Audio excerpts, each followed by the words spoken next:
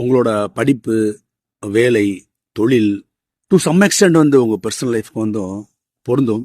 4 விஷயம்: acceptance, understanding, correction, ஃபைனலாக வந்து ரிலீஃப் மோட் அல்லது சக்ஸஸ் மோட்னு சொல்லிக்கலாம். அக்செப்டன்ஸ், ஒரு பிரச்சனை, ஒரு துன்பம், கஷ்டம், நஷ்டம் சரியாக வரல, அப்போ நம்ம தான் காரணம்னு அக்செப்ட் பண்ணிக்கிறது. அங்கேயே 50% பிரச்சனை சால்வ் ஆயிடும். இது அக்செப்டன்ஸ். ரெண்டாவது அண்டர்ஸ்டாண்டிங். அக்செப்ட் பண்ணியாச்சு நம்மகிட்ட தான் பிரச்சனைன்னு. அண்டர்ஸ்டாண்டிங், இப்போ என்ன பிரச்சனை? நம்ம வந்து சரியாக படிக்கல, உழைக்கல, அல்லது சரியாக வேலை பார்க்கல, அல்லது சரியாக தொழில் செய்யலை, அல்லது யாரையும் நம்பிட்டோம், இப்படி ஏதோ ஒன்று. ஸோ அதனால வந்து சரியாக வரல. இது அண்டர்ஸ்டாண்டிங். இதுதான் பிரச்சனைன்னு புரிஞ்சுக்கிறது. மூணாவது வந்து கரெக்ஷன், ரெக்டிஃபிகேஷன். அப்போ அதை ரெக்டிஃபை பண்ணணும். இப்போ உழைக்கணும், படிக்கணும், அப்போ தொழிலை கரெக்டாக செய்யணும்.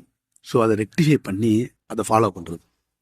ஃபைனலாக relief mood R success mood. அதன் மூலம் கிடைக்கக்கூடிய உங்களுக்கு ஒரு ரிலீஃப், பெரிய ரிலீஃப், சரி பண்ணிட்டோன்ற ரிலீஃப், அதில் கிடைக்கக்கூடிய சக்ஸஸ்.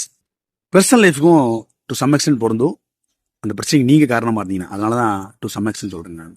நல்ல சிந்தனை வைப்போம், நம்பிக்கை வளர்ப்போம், அன்புடன் நம்பினான்.